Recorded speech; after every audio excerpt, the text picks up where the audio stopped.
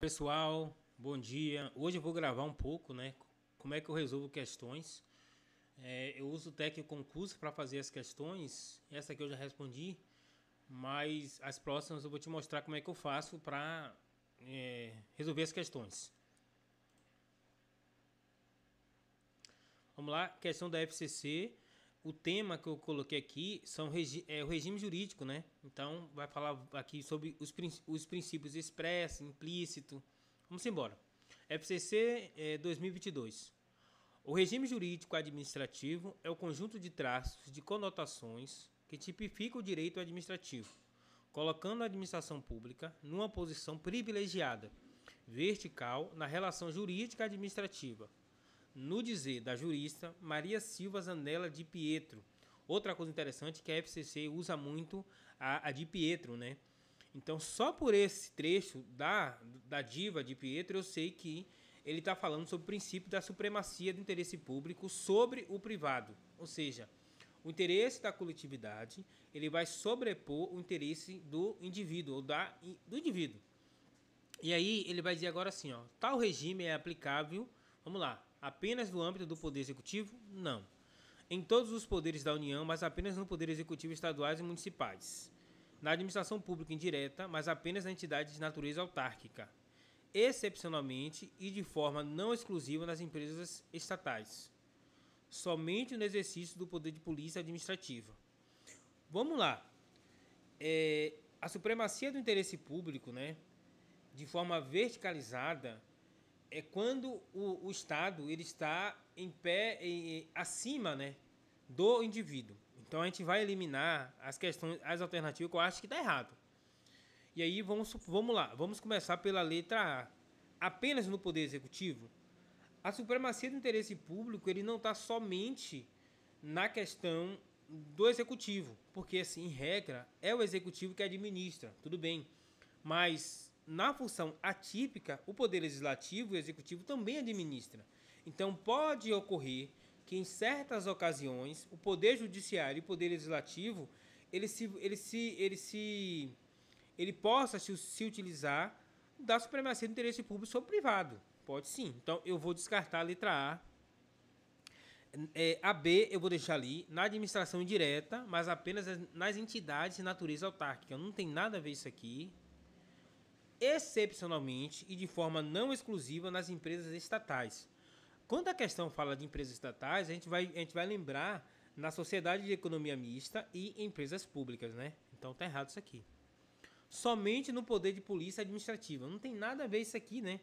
Eu acho que ficou um pouco errado. Somente no poder de polícia administrativa. Eu acho que não.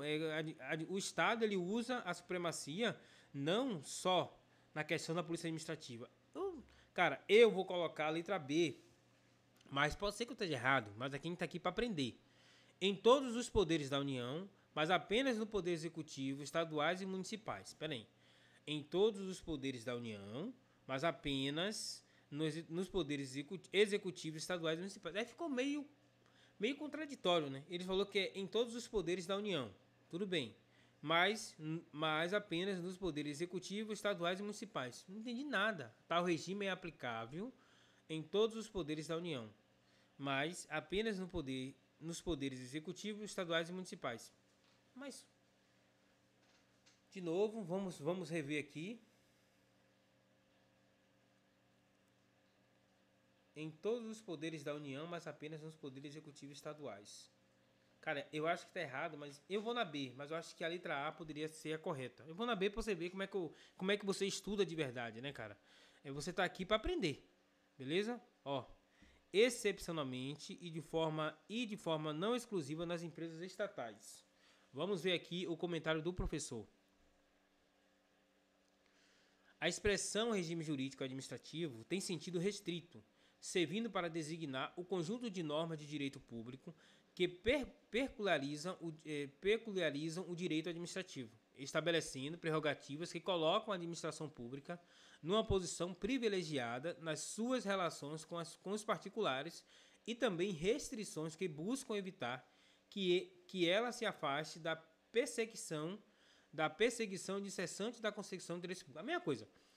As prerrogativas são para que a administração pública atinja os seus objetivos, que é a finalidade pública, e as sugestões que seria o princípio da indisponibilidade de interesse público, é que a administração pública ela não se afaste da busca incessante pelo interesse público. É isso aqui. Ou seja, a justificativa para a administração pública goza de certa prerrogativa. Eu quero saber por que a letra E está errada. Vamos ver aqui a letra D. Excepcionalmente e de forma não exclusiva nas empresas estatais. Conforme observado no comentário anterior, em que pese regida como regra pelo direito privado, quando prestam serviços públicos, as empresas estatais também sofrem incidência do regime jurídico. Nesse sentido, por exemplo, entende o STF que, em decorrência do princípio da continuidade dos serviços públicos, que determina que a prestação de serviços públicos não pode ser interrompida, tendo em vista a necessidade permanente de satisfação dos direitos fundamentais, os bens das empresas públicas e da sociedade de economia mista, prestadoras de serviços públicos, assim como das fundações públicas com personalidade jurídica de direito privado, desde que estejam sendo, em qualquer caso, diretamente utilizados na prestação de serviços públicos, ficam submetidos a regras próprias de regime jurídico nos bens públicos, revestindo especialmente as características da impenhorabilidade e de não onerosidade. Cara, para mim não fez sentido isso aqui. Aqui ele vai falar, isso aqui eu até sabia, mas não tem muito, não está muito relacionado, né? Talvez eu interpretei de forma equivocada, mas eu sei que as pessoas jurídicas de direito privado, que são empresas públicas, sociedade de economia mista e fundações, quando elas estão prestando serviços públicos, os bens que estão afetados a essa atividade, eles são impenhoráveis, né? E eles são impenhoráveis. Não pode ter impenhorabilidade desses bens enquanto eles estiverem afetados à atividade de interesse público. Mas, para mim, não fez muito sentido, mas deixa aí, vamos embora. Errei essa questão, então o correto aqui é a letra D de dado, eu marquei letra B. Eu também achei um pouco equivocada essa letra aqui, né? Constitui expressão do princípio da supremacia do interesse público em sua incidência nos contratos administrativos. Supremacia do interesse público, você vai assim, nos contratos, você pode ver as cláusulas exorbitantes, né? A administração pública, ela pode, de forma unilateral, aumentar lá a porcentagem. Várias das coisas aqui, vamos lá. As denominadas cláusulas exorbitantes que conferem à administração pública a possibilidade de alteração de objeto do contrato para melhor adequar o interesse público. Cara, a resposta já está aqui. FCC, Auditor da Receita Estadual 2022. Quando você está na supremacia do interesse público diante do particular, né, e como você falar, do contrato público, do contrato administrativo, você tem essas cláusulas para que a administração pública ela possa de fato atingir o interesse público, entendeu? Então, a alternativa correta, na minha visão, é a letra A. Deixa aí. A prerrogativa conferida à administração de modificação da equação econômica financeira original do contrato, caso verificada a ocorrência de alias econômica extraordinária. Cara, não é isso aqui. A administração pública ela não pode mexer nisso aqui sem a concordância do particular.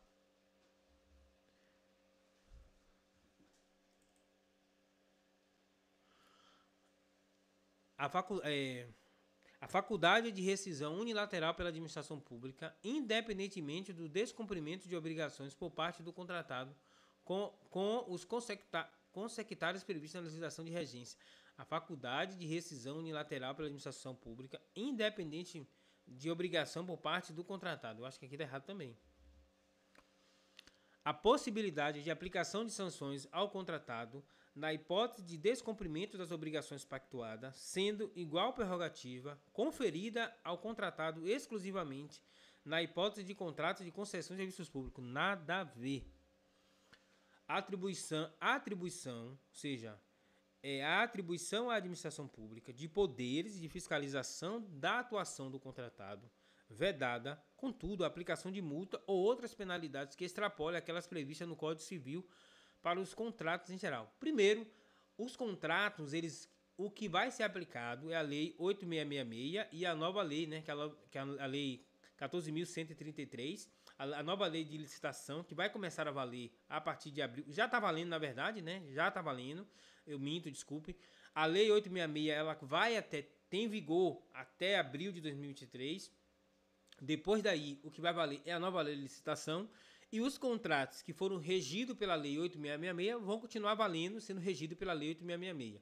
Então, essa questão aqui que as penas que são previstas no Código Civil, o Código Civil ele vai ser aplicado de forma subsidiária, ou seja, daquilo que a Lei 866 não estiver falando, você pode usar o Código Civil. Então, letra E está errado, eu vou na letra A, porque é aquilo que eu já falei de início. Antes de eu ler, eu já sabia. A supremacia do interesse público é a possibilidade que a administração pública, usando das cláusulas exorbitantes, tem de impor alteração unilateral do contrato, buscando interesse público, né? Ixi, errei, meu irmão. A faculdade de rescisão unilateral pela administração, independentemente dos descumprimentos de obrigação por parte do contratado. Vamos ver porque a letra A está errado e a letra C está correto. Cara, eu gosto do TEC por isso, ó. O cara dá aqui, você não precisa ir para outro lugar. A aula tá toda aqui, meu amigo, toda. Não precisa de livro, não precisa de nada, tá aqui. Vamos lá, eu marquei a letra A porque tá errado. As denominadas cláusulas exorbitantes que conferem à administração a possibilidade de impor alteração do objeto. Não é alteração do objeto, eu errei ali, tá vendo? A questão ali foi a alteração do objeto do contrato para melhor adequação do interesse público, não é objeto. Porque se você licitou querendo contratar computadores, você não pode alterar. Mas agora eu não quero computador, agora eu quero notebook. Não, você contratou computadores, desktop e não notebook. Então você não pode alterar o objeto.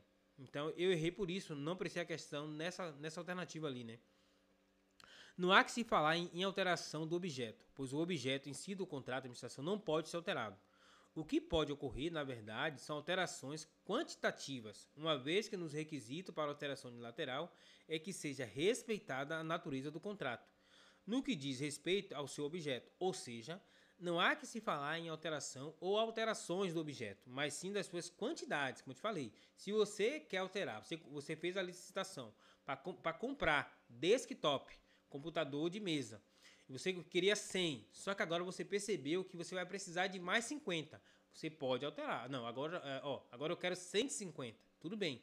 Mas eu não posso mudar de desktop para notebook, porque esse não foi o contrato da licitação. Tudo bem. É o que nos ensina a nossa diva Maria Silva Zanella de Pietro. São requisitos para alteração unilateral, que haja adequada motivação sobre o qual o interesse público que justifica a medida, que seja respeitada a natureza do contrato no que diz respeito ao seu objeto. Não se pode alterar um contrato de venda para um contrato de permuta ou um contrato de vigilância para um contrato de limpeza, viu? É vigilância ou limpeza. Se você fez o contrato para limpeza, você não pode alterar para vigilância. Se você fez o contrato de compras e vendas, você não pode alterar para permuta. Não pode alterar o objeto do contrato. Que seja respeitado o direito do contratado à manutenção do equilíbrio econômico-financeiro inicialmente pactuado. Com relação à alteração quantitativa, ainda deve ser respeitado o limite imposto pelo parágrafo 1º do artigo 65.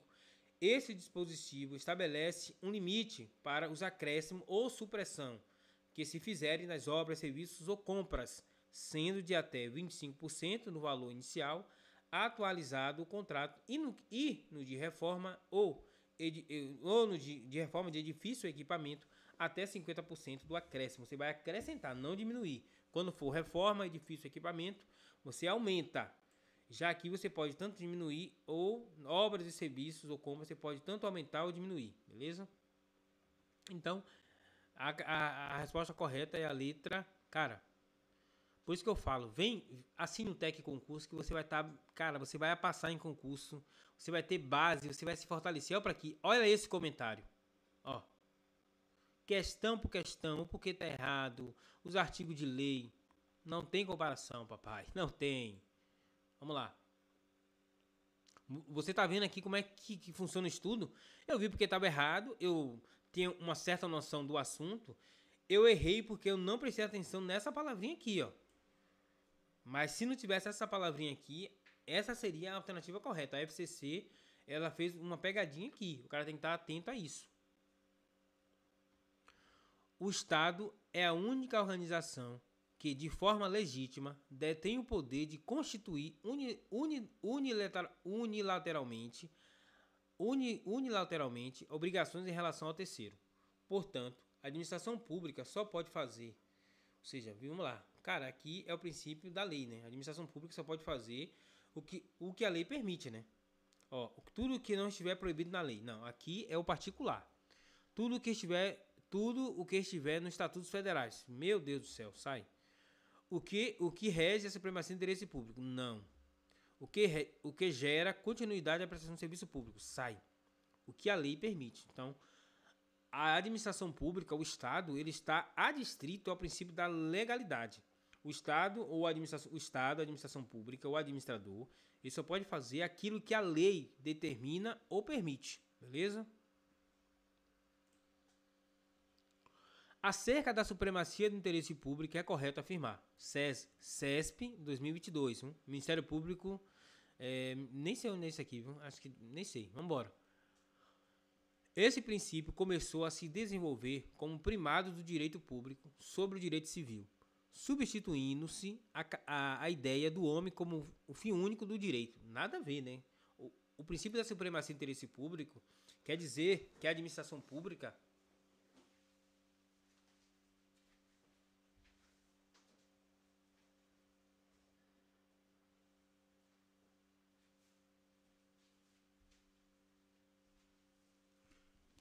quer dizer que a administração pública ela está em superioridade ao particular, ou seja, a administração pública ela vai buscar sempre o interesse público. Então não tem nada a ver sobre essa alternativa A aqui, eu já vou descartar de primeira, cara, nem vou perder meu tempo.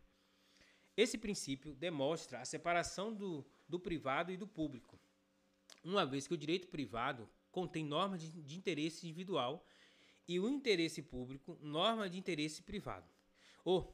E o de direito público, norma de interesse público. Vamos ver. Esse princípio resguarda, em última análise, o interesse do Estado, sob pena de desvio de finalidade. Opa, deixa aí.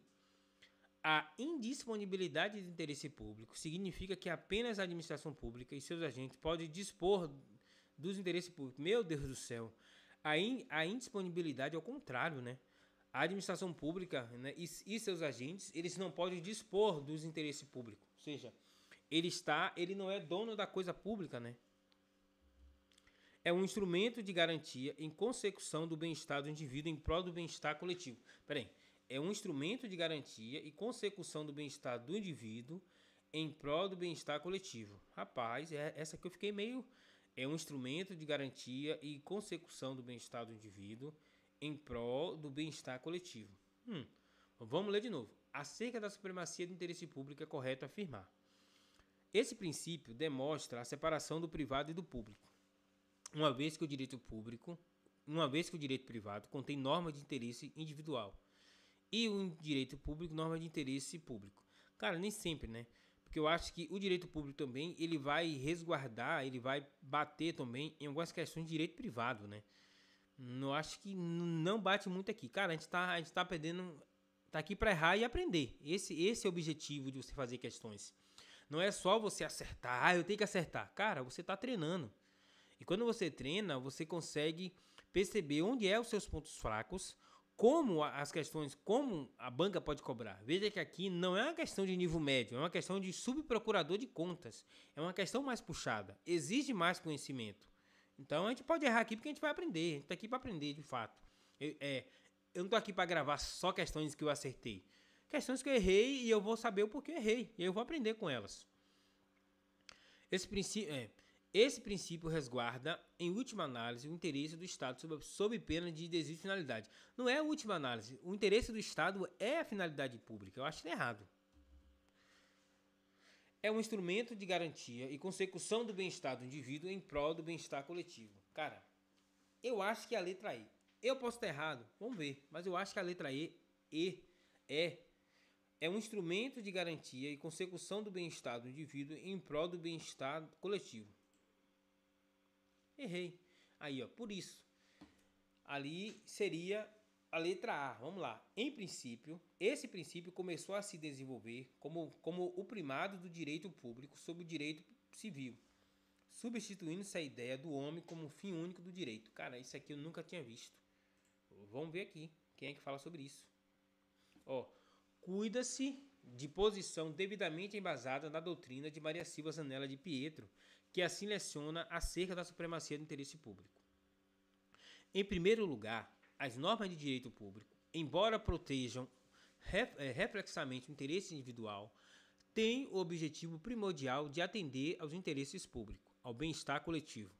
Além disso, pode-se dizer que o direito público somente começou a se desenvolver quando depois de superado o primado do direito civil, que durou muitos séculos, e o individualismo, que tomou conta de vários setores da ciência, inclusive a do direito, substituiu-se a ideia do homem como um fim único do direito, própria do individualismo, pelo princípio que hoje serve de fundamento para todo o direito público e que vincula a administração em todas as suas decisões, o de que os interesses públicos têm a supremacia sobre o interesse individual.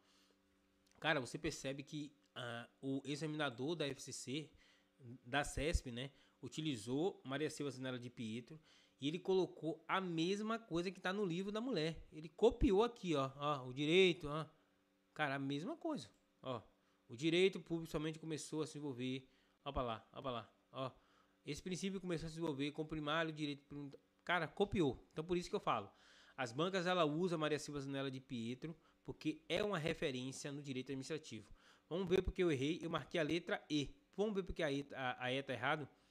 Por fim, correto esse item, uma vez que o objetivo central do princípio da supremacia consiste em assegurar o bem-estar coletivo e não o individual, como se extrai do trecho a seguir da obra de Pietro. Ainda quando a aludida doutrinadora tece comentários sobre o princípio da supremacia.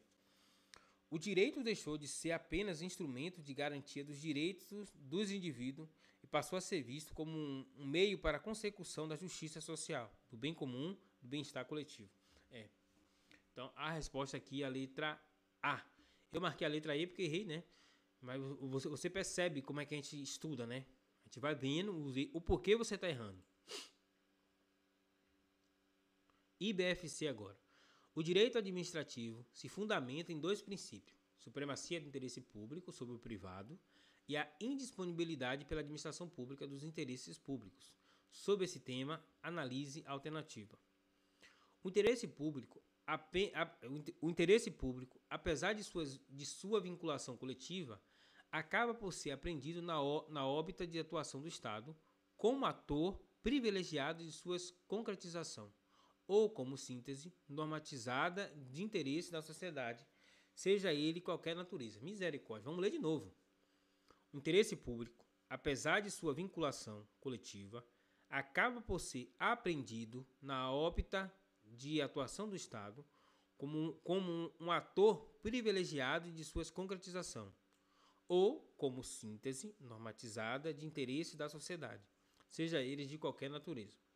Deixa aí.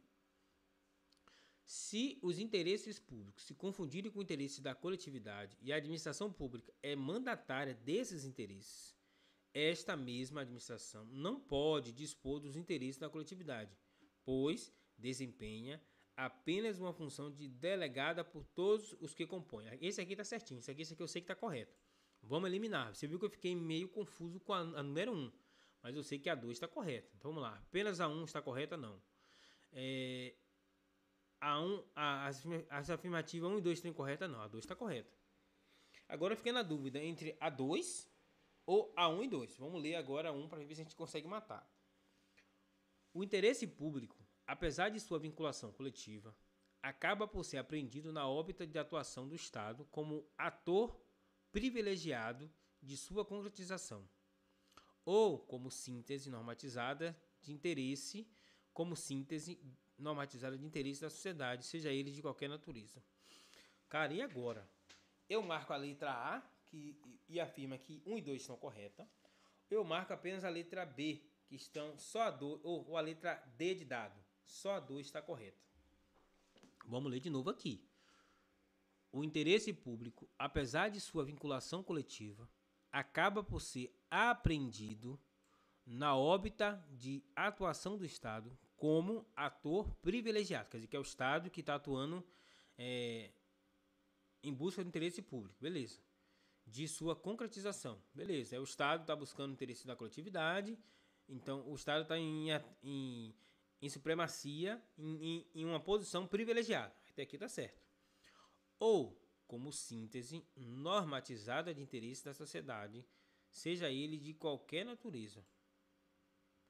Mas esse interesse aqui é de qualquer natureza. Cara, eu vou marcar A, porque eu acho que está correto. Pode ser que eu erre. Luan errou. Já falei, estamos aqui para aprender. Beleza? Correto. Vamos ver porque a A está errada ali, porque está certo aqui. Trata-se do princípio da supremacia do interesse público sobre o privado. Assim, quando o Estado se relaciona com o particular em posição de supremacia ou de verticalidade, em busca do cumprimento do interesse público e adquire prerrogativas específicas, estamos diante do princípio da supremacia do interesse público. Efetivamente, o regime jurídico administrativo permite que o poder público submeta o interesse particular por meio de prerrogativas e privilégios jurídicos exclusivos a eles conferidos. Conforme explica Vicente de Paulo e Marcelo Alexandrino, Direito Descomplicado, né? Tá ali. Se você quiser seguir o autor aqui, procura o nome dele, pega o livro dele, você que sabe. O princípio da supremacia do interesse público é característico do regime de direito público e, como visto anteriormente, é um dos dois pilares do denominado regime jurídico administrativo, fundamentando todas as prerrogativas especiais que dispõe a administração pública como instrumento para a consecução dos fins que a Constituição e as leis que impõem.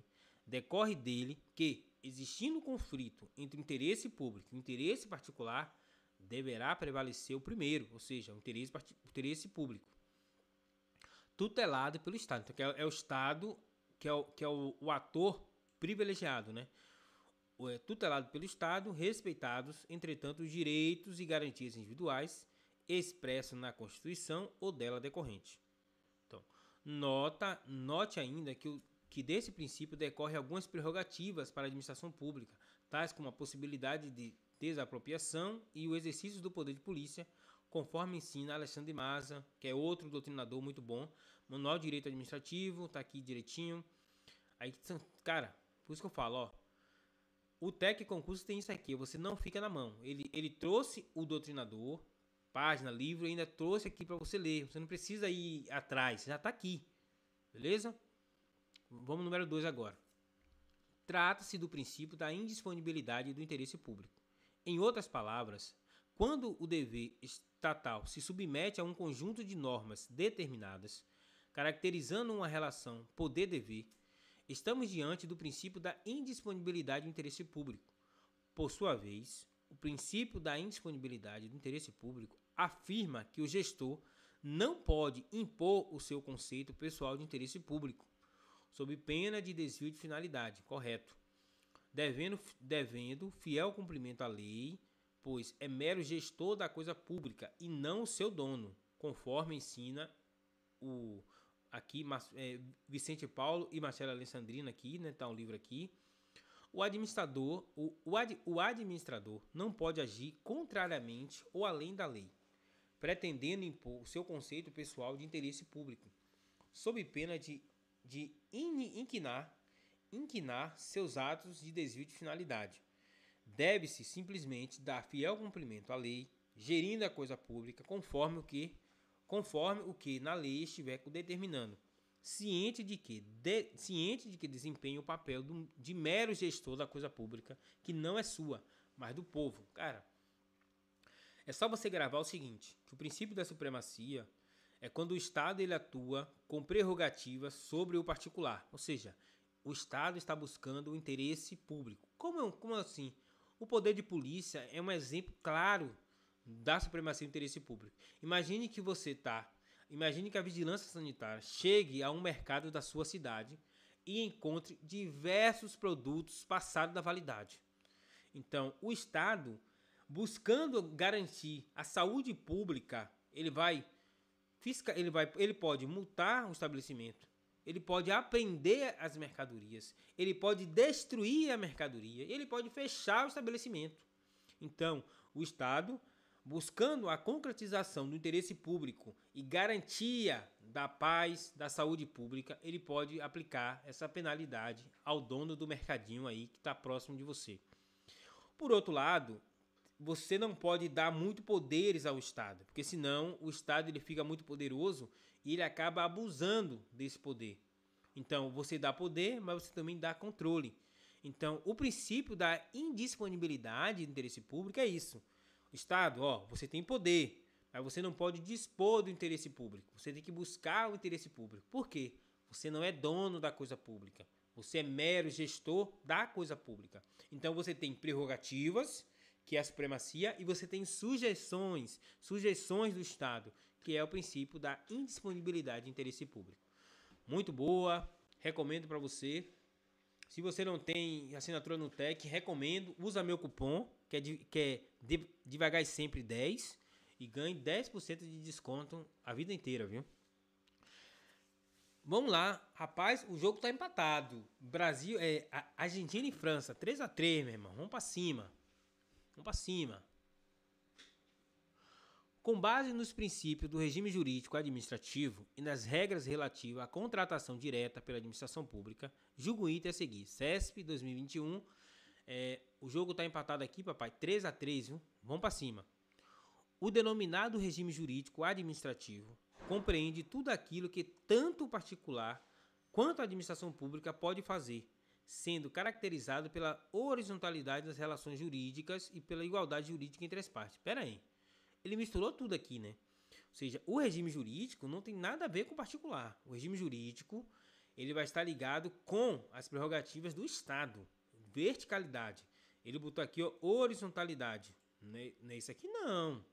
Vamos lá. O denominado regime jurídico administrativo compreende tudo aquilo que tanto o particular quanto a administração pública pode fazer, sendo caracterizado pela horizontalidade. Não, errado. Nem vou ler mais.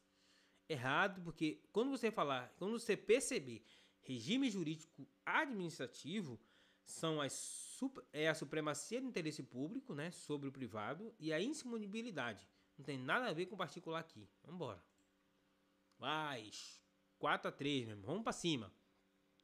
O Estado determina a esfera do poder público por intermédio do exercício da sua função legislativa. Depois, é determinada a esfera privada, por exclusão e residualmente. Essa ordem de precedência revela, de novo, vamos ler com calma, VUNESP, Escriturário, 2021. O Estado determina a esfera do poder público por intermédio do exercício de sua função legislativa. Depois, é determinada a esfera privada, por exclusão e residualmente. Essa ordem de preferência revela o quê? Cara, a supremacia do interesse público, né? Vamos ver aqui. A primazia do público sobre o privado. A dicotomia entre público e privado, não. O pilar da regulamentação, não. O pilar da emancipação, fato, não. A primazia do público sobre o privado. Então, se primeiro eu garanto as coisas públicas e depois eu for o privado, eu vou na primazia do interesse público sobre o privado, né? 5-3, tome. Com base nos princípios do regime jurídico administrativo e nas regras relativas à contratação direta pela administração pública, olha, quase a mesma coisa, rapaz. Olha pra aqui, veja bem, ó. VUNESP, cadê? Foi a SESC, é porque eu vi, como eu vi o mesmo enunciado, eu falei VUNESP e SESC copiando uma da outra. Mas, veja aqui. CESP, oficial do Bombeiro Alagoas 2021. O mesmo enunciado. Vamos ver se é o mesmo concurso ou outro concurso. É o mesmo concurso. Com base no princípio do regime jurídico administrativo e nas regras relativas à contratação direta pela administração pública, julgo o item a seguir. O princípio da indisponibilidade do interesse público é intrinsecamente ligado ao princípio da supremacia do interesse público. Isto é, a incapacidade da administração pública de livremente dispor dos bens e do interesse público sob sua tutela. Cara, perfeitamente, né? Então, o princípio da indisponibilidade do interesse público está ligado intrinsecamente ao princípio da supremacia do interesse público. Isto é, a incapacidade da administração pública de livremente dispor sobre seus bens. Ou seja, o Estado ele deve buscar sempre o interesse público, tudo bem, que é a supremacia do interesse público. E ele não pode dispor desse interesse público porque ele é um mero gestor. Então é isso aqui, né? Correto. Mais lindo que isso aqui é só Big. 10. O regime jurídico administrativo brasileiro é originário do sistema romano-germânico, civil law. Outro regime jurídico administrativo existente é o regime jurídico administrativo anglo-saxônico, common law, o qual postula. Vamos lá, common law e common law. Vamos ver, ó. Procurador do Estado de Mato Grosso, meu irmão. Vamos embora, a gente está aqui para aprender. A existência de responsabilidade civil do Estado por atos que pratica.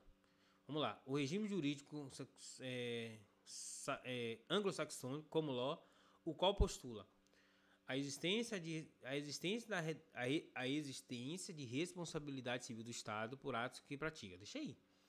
Que a descentralização das entidades locais é essencial a esse regime, absorvendo tais entidades a grande maioria dos poderes cometidos à administração central. Misericórdia, tá errado. Meu Deus. A existência da possibilidade de a administração pública criar obrigações jurídicas ao particular de forma unilateral. A existência da possibilidade de a administração pública criar obrigações jurídicas aos particulares de forma unilateral. Deixa aí. Que a legalidade informa a maneira como são produzidos e executados os atos administrativos.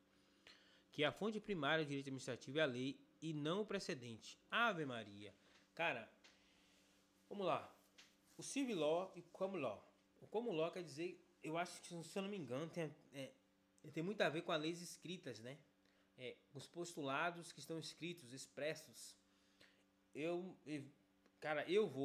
Você vê que eu fiquei aqui, ó. Eu só matei uma questão que foi a letra B, né? A B eu eliminei de cara, né?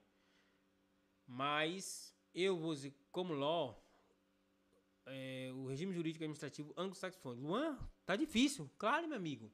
Isso aqui é uma questão para procurador do Estado. Exige mais. E vai exigir da gente. A gente tá aqui para aprender essa bagaça. Vamos lá. Que a fonte primária do direito administrativo é a lei e não os precedentes. Cara, eu vou nesse aqui. Errei.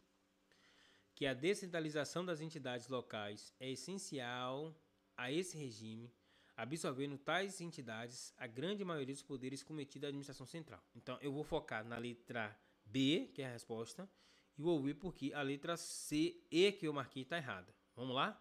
Comentário do professor, você pode vir aqui ou você pode vir aqui, ou apertar a letra O no teclado. Deixa eu ver aqui. Vamos na B primeiro. Lembrando que aqui é uma questão de procurador, então vai exigir mais da gente, né? Vamos lá. Ó, veja como é muito bom você ter um resumo. Você saber, mas eu não sei o que é o seu sistema romano, germânico, civil law, como law. Tá aqui, ó. Vamos lá. Vejamos as principais características do sistema romano germânico versus anglo-saxão. Eita, zoa. Vamos embora. Sistema romano, sistema anglo. Composto primordialmente pelo direito francês, alemão, italiano, espanhol, português, latino-americano e de países da África. Tem como fonte, não única, mas prevalente, a lei escrita e editada pelo parlamento, a noção de serviço público, conceito e estruturação do contrato administrativo, conceito de autoexecutoriedade dos atos administrativos, teoria da responsabilidade da administração pública. A administração pública pode impor unilateralmente as suas determinações válidas, desde que dentre as legalidades, imperatividade. Então você vê que parece que a gente não adota esse aqui, né? Parece que a gente não adota esse aqui. A gente adota mais o daqui, ó. É o sistema que encaixa os direitos inglês, norte-americano, com exceção de alguns estados, australiano, zelandês, canadense, com exceção da província de Quebec e em algumas medidas indiano. Tem como característica basilar a atribuição da força normativa dos precedentes, os quais, de acordo com a evolução histórica, passaram passaram a estruturar a lei. Os precedentes não são imutáveis, mas a sua sistemática obriga que as decisões sejam para com eles deferente e com eles dialogue. Eu acho que é o nosso sistema, né? A lei no sistema como law não é desprovida de função, pois cumpre um papel secundário em relação aos precedentes. Acho que não, estou começando a ver. Unicidade de jurisdição, opa, está aparecendo agora. Ampla revisão dos atos da administração pelo Poder Judiciário. Opa, aí já ficou difícil. A autonomia das entidades locais era quase total e absoluta, absolvendo muito dos poderes que pertencem à administração central. Acho que a gente tá nesse aqui, viu? A gente tá no civil law, viu? Vamos ver. A fonte aqui, direitinho, né? Vamos lá. A letra B. Correto. Porque ele falou ali, né? É uma das características lá do sistema, né? Aqui, ó. Que a administração pública tem autonomia quase absoluta. Cadê? E a letra E que eu marquei. Que a fonte primária do direito administrativo é a lei e não precedente, o sistema normativo germânico, que é o nosso aqui, né? Eu acho que a gente tá mais nesse aqui, viu? A gente tá mais nessa questão aqui. Eu acho, não tenho certeza. Vamos só mais uma pra gente finalizar.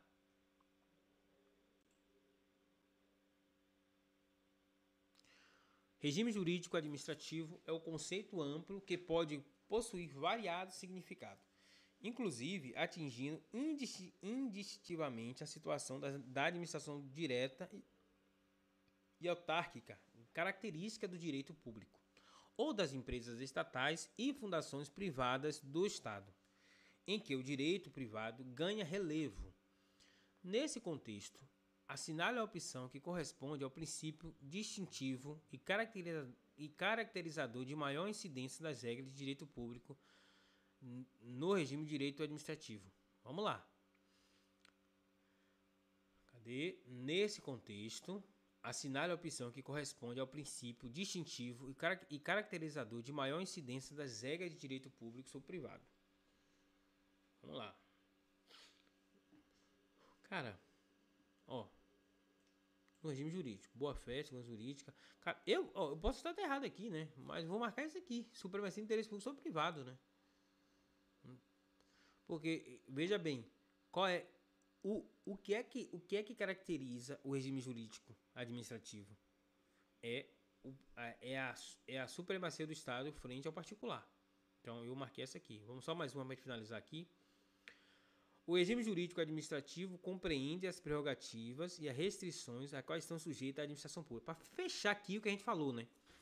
Então, o regime jurídico são as prerrogativas, que é a supremacia do interesse público sobre o privado. O Estado vai buscar sempre o interesse público, mas o Estado não pode ficar só com esse superpoder. O Estado precisa de limites. E o limite são essas restrições, que é o princípio da indisponibilidade de interesse público. O Estado não pode dispor da coisa pública, porque ele não é dono, ele não é proprietário, ele é mero gestor. Então é isso aí, galera. Se você não conhece o canal, você viu como é que acontece, a gente está aqui para aprender. Então, eu também erro muitas questões, eu vou aprendendo. Geralmente eu leio comentário por comentário. Não fiz aqui agora porque vai gastar muito tempo. Mas é só você ver a realidade da realização de questões. Então, 8 de 12 questões, acertei 8 e errei 4. Então, saí no lucro, né? Mas o ideal aqui é você pegar essas 4 questões e revisar. Mas você percebeu que as questões aqui não é de nível médio e fundamental. Muitas questões aqui são de nível superior, procurador, subprocurador, são níveis que exigem uma maior gama de conhecimento. Então, mas a gente está aprendendo. Vamos embora. Valeu!